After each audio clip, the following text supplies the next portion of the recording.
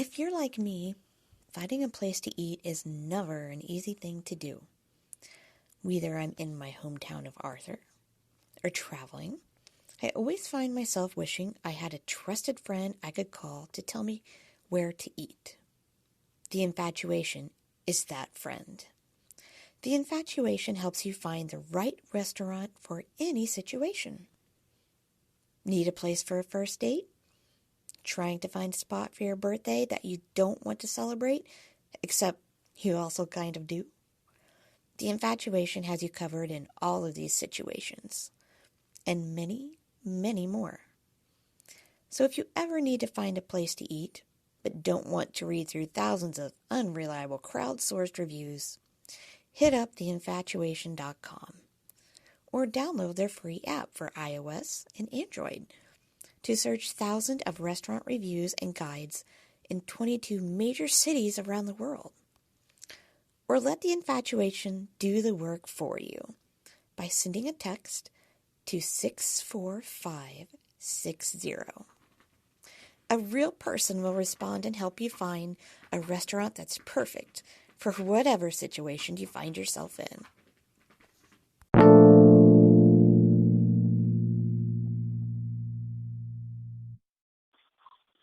Blog Talk Radio. Good evening. This is your good friend, the very esteemed and well-travelled Clarence Copernicus Cloverleaf, welcoming you to another exciting edition of Cloverleaf Radio, hosted by the host with the most, Jimmy Falcon. You can always feel free to call in at 602-753-1883 to ask a question to the host or any of his well-established guests. Just please remember when calling in to be on your best behavior. This is a G-rated show, you know. Hey, that was a wicked rhyme. Anywho, just be sure to be kind and courteous. Now, on to the main event. All righty, we are back for another exciting edition of Cloverleaf Radio. I am the host of the Most Jimmy Falcon. I am sorry to everyone, especially to our special guest, Andrew Gillies, for leaving him on hold for 3 minutes. I had a bird fell out of our it's nest, but it's birdhouses. There we go, out of the birdhouse, and I had to climb up on the ladder and put it back. So, anywho, we are here, and we are welcoming Andrew Gillies. How's it going, Andrew? Hey, hi there from the home of the NBA Championship Raptors. Absolutely. How are you, sir? I'm pretty good, man. How are you? Doing good. It's been a few months since we've talked. How's everything been? I see you're still working hard as usual. Well, I wished I was working more, but it's one of those periods that actors go through where it's been pretty quiet. So, not to worry. I'm shooting in a week or so on the TV show Anne with an E. Very cool. Yeah. Well, I guess my first question is, what made you want to become an actor? I know you've acted for many years now, and of course you're really good at it too. Well, thank you. I was one of those guys, the classic class clown at school, and I'd always participated in various forms of entertainment while doing regular gigs, and then at around age 22, I decided to give the real thing a shot and said to myself, I'll give myself 6 months to see how it goes, and I was hooked immediately, and that was that. It seems like when people give themselves sorry. No, I was going to say, and that's been 40-plus years since the early 70s. So it's been pretty good. Still is. Well, that is awesome. I know that your first movie, at least it's listed on IMDb, is Big Meat Eater from 1982. Yeah. Looks like a pretty interesting film. Yeah, it was, funnily enough, I just was given, or sent from Vancouver, a Blu-ray copy of it. Oh, wow. It was a crazy sci-fi cult classic, it turned out to be.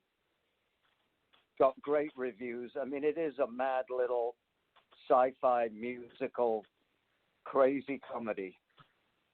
And that was in when?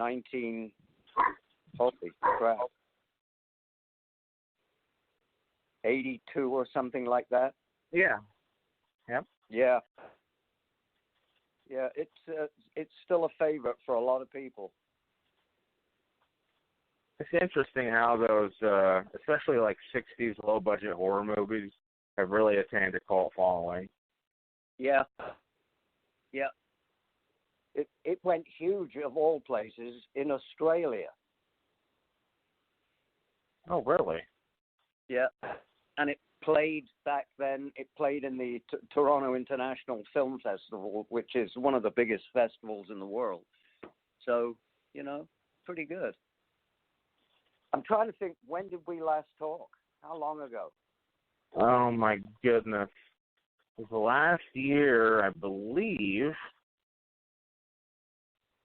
See if I can do a little rogue research here and find out.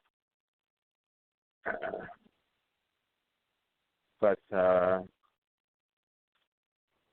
was I going next? Oh, yeah. You appeared in Lizzie Borden Took an Axe back in 2014. Yeah, that was and that was Go ahead. Out in Nova Scotia. Really? Yeah. I think it then became a series. We did a one-off movie, which I played the judge on the bench, and but they went on to make a series out of it afterwards, which I think might still be running. But what else? I mean, since then, I was lucky I got on and did an episode last year of Designated Survivor. That's awesome. Yeah, I had a great day shooting on the remake of Fahrenheit 451. Had Michael B. Jordan, Michael Shannon, and I had an evening on set with doing a scene with the beautiful and very talented Sofia Boutella of Mummy fame. Yeah, that was very cool to do. I mean, that was a film I grew up with, the original, with, oh my God, Oscar Werner, Julie Christie back in the 60s. Okay. And this remake was, they reset it. It was shot in Chicago, the modern version, which is still playing on HBO, and it's on iTunes for rent if you want to see it. It's a very cool remake. Absolutely. I'll have to check it out. I know the movie and the series were very well performing and very interesting, just great. Making the show made her into a serial killer, actually. It was pretty cool kind of how they twisted history with it. Yeah. But I looked, and it was actually December 14th, 2017 when we last talked. Wow. Time So flies. it's been some time. Absolutely. And I know I asked you this the last time, but there's such a diehard following and cult following for Trailer Park Boys. How did you become involved with them, and what was it like working on the show? Oh, it was crazy. Well, I was living out in Nova Scotia, where I did the Lizzie Borden thing, and I got a call one day, and I just took one look at the character of this crazy cop, and I thought, well, they'll never hire me, but I'll go in. So I went in and just did a crazy audition and got hired.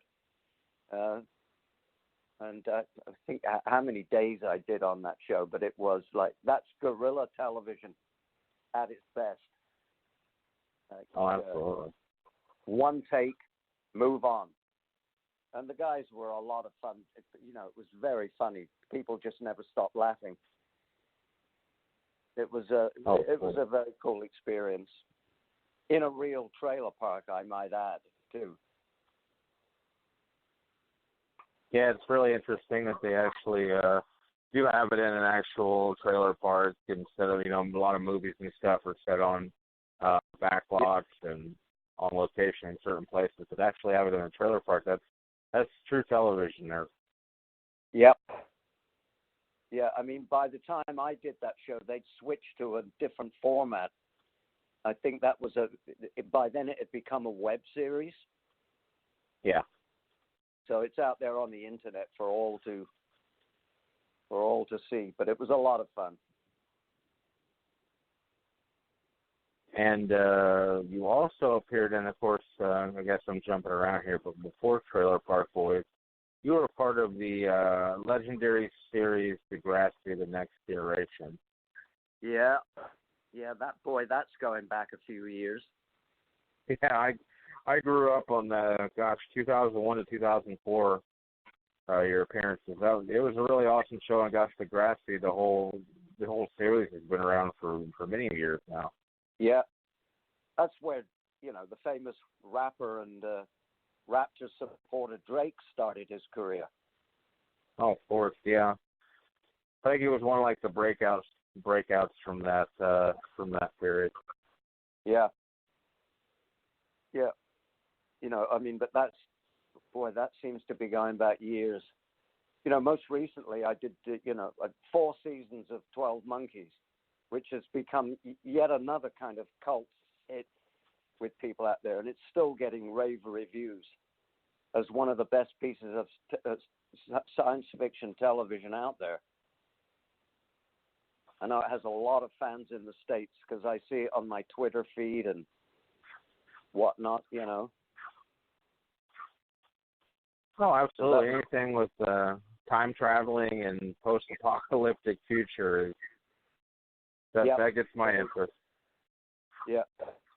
And of course, one of my favorite gigs ever was the season I did on Orphan Black. Oh, of course. That's a pretty high up there show as well.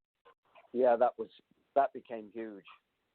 And Tatiana Maslany, the lead actor, who was fantastic to work with, her career has just gone through the roof. Amazing. That's great. And you're still acting, of course, maybe not as much as you would hope so. You've done some stuff in video games as well, which I found pretty cool, especially Assassin's Creed. Yeah, Assassin's Creed. Yeah, I think I've done 3 or 4 of those games for them. That's got to be a pretty cool experience. Does it differ much than? I'm sure it differs a lot from getting in front of the camera. Yeah, it's. I decided to do it because I knew what the technology was, but I'd never done it, and I thought, why not? A modern actor, you've got to put as many strings to your bow as you can. So the whole motion capture thing, where you wear the suit, and you have, every time I've done one, the technology has gone up another step. It's quite extraordinary. Over 80 cameras surrounding the playing floor, and everybody's wearing these suits with all these little, markers, really, so they can capture your full body motion range and then transcribe it to the game. I don't play those games ever, but I've seen them, and it's huge. Yeah, the video games now are looking just about as good as the movies. Yeah. Hey, don't those suits have little ping pong ball looking things on them to pick up your movements? Yeah. Yeah, they attach all these little markers with Velcro. And then, of course, you wear the headgear, which is, like a helmet with a camera out in front of you that's looking right at your face. And but you kind of have to, the skill is, you kind of have